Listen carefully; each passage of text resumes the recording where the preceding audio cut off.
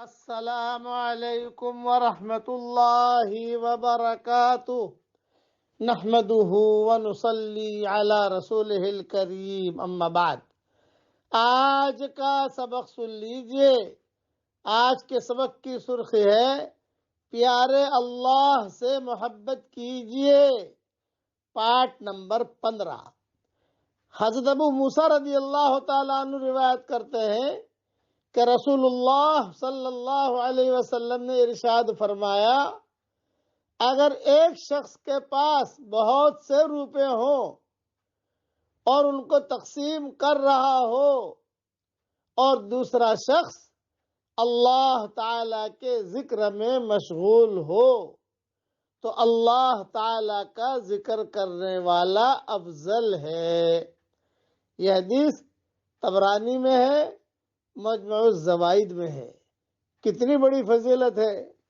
Dollar آپ کے پاس بہت ہے، پاؤنڈ آپ کے پاس بہت ہے، اور ایک آدمی جو ہے ذکر کر رہا ہے اور آپ تقسیم بھی کر رہے ہیں پیسے، لیکن افضل کون ہے؟ کہ افضل وہ ہے جو اللہ تعالیٰ کے ذکر میں مشغول ہو۔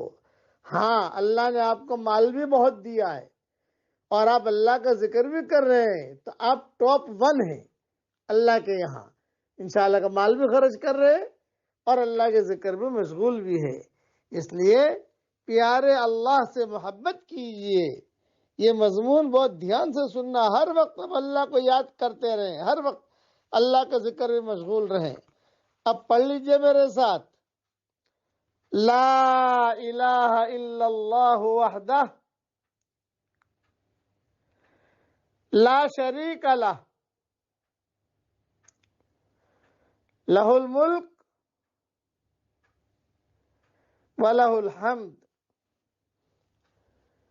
وَهُوَ عَلَى كُلِّ شَيْءٍ قَدِيرٌ۔ ترجمہ بھی پڑھ لیجئے، اللہ تعالیٰ کے علاوہ کوئی معبود برحق نہیں،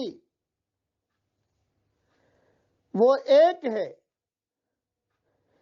اس کا کوئی شریک اور پارٹنر نہیں، اسی کی بادشاہت ہے، اسی کے لیے حمد و ثنا ہے، اور وہ ہر چیز پر قادر ہے۔ بس شیطان سے حفاظت کا یہ 90 نسخہ ہے۔ صبح شام ایک ایک مرتبہ پڑھنے کا اہتمام کیجئے، اور اس کا امیجز انشاءاللہ باقی رہنے والی نیکیوں میں آ جائے گا انشاءاللہ۔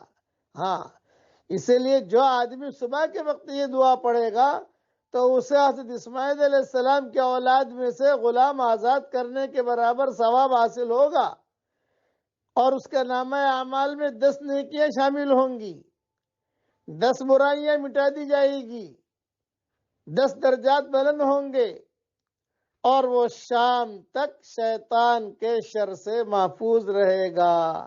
اور اگر یہ کلمات شام کے وقت پڑھ لے تو اس کے لیے صبح تک اسی کے مطابق بدلہ ہوگا۔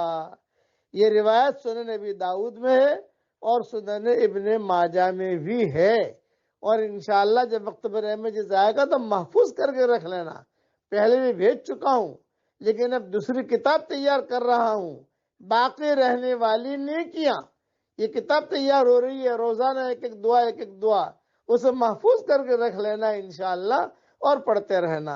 اللہ تعالی ہم سب کو عمل کرنے کی توفیق عطا فرمائے، آمین۔